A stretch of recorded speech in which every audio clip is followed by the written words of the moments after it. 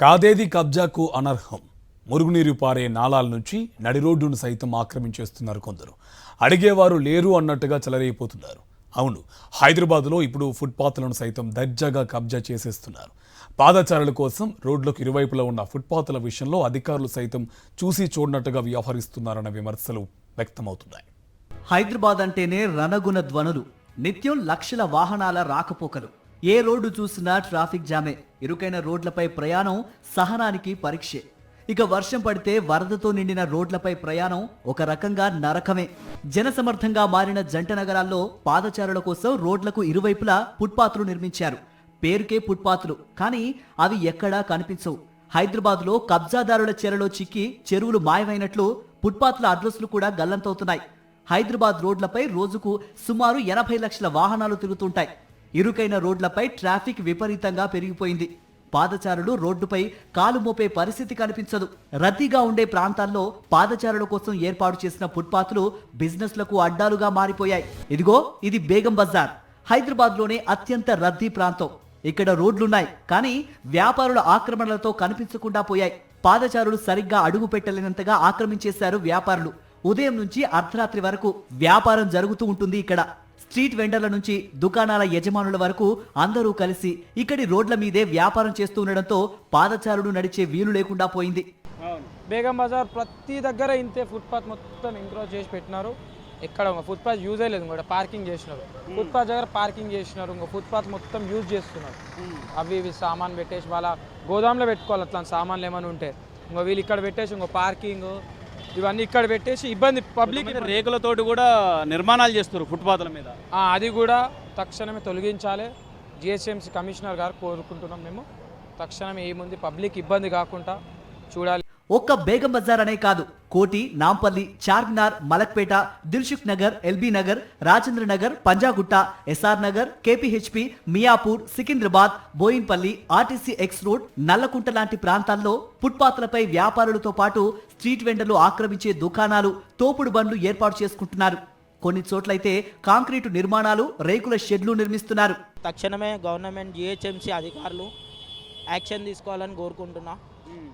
రోడ్ల మీద నడిచే పరిస్థితి ఉందా? రోడ్ల ఫుట్పాత్ మొత్తం కబ్జా చేసేసారు. షాప్స్ ఓనర్స్ అందరూ బండ్లు బైక్లు పార్కింగ్ చేసి ఇబ్బంది పెడుతున్నారు.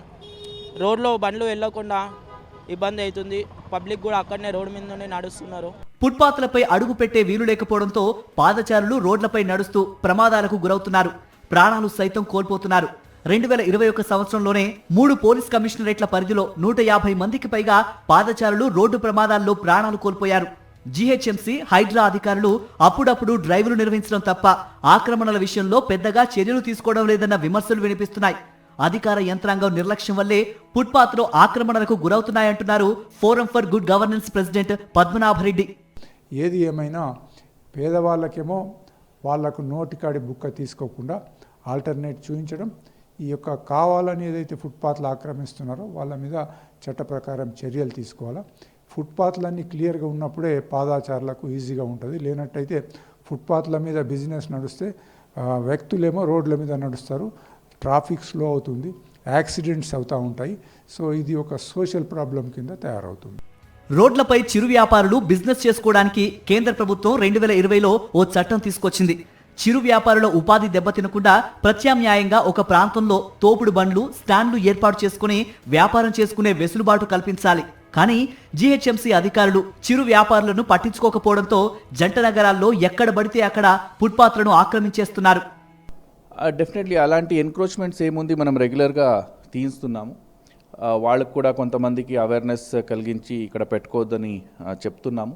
కొన్ని ప్లేసెస్లో మన క్రేన్స్ వచ్చి దాన్ని తీసుకోండి, దానిపైన యాక్షన్ కూడా తీసుకుంటున్నాం. కొన్నిసారి స్పెషల్ డ్రైవ్స్ జిహెచ్ఎంసీ ఆఫీసర్స్తో కూడా కలిసి, సిటీ ప్లానర్స్తో కూడా కలిసి మనం చేస్తున్నాము. వాళ్ళ ఎస్టాబ్లిష్మెంట్స్ కంటే వాళ్ళ ఎస్టాబ్లిష్మెంట్ వరకు ఎంతవరకు ఉంటుంది అంతవరకే వాళ్ళు ఆ యాక్టివిటీ చేయాలి.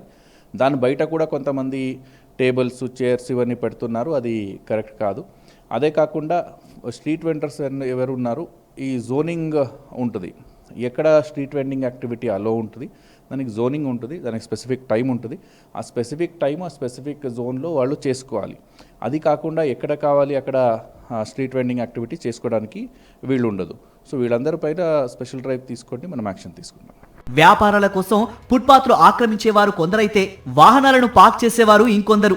నాలాలు, చెరువులు, ప్రభుత్వ స్థలాల ఆక్రమణల విషయంలో హడావిడి చేసే హైడ్రా అధికారులు ప్రజలు నిత్యం వినియోగించే ఫుట్పాత్ ఆక్రమణల విషయంలో ఎందుకు సైలెంట్ గా ఉన్నారని సర్వత్రా విమర్శలు వ్యక్తమవుతున్నాయి.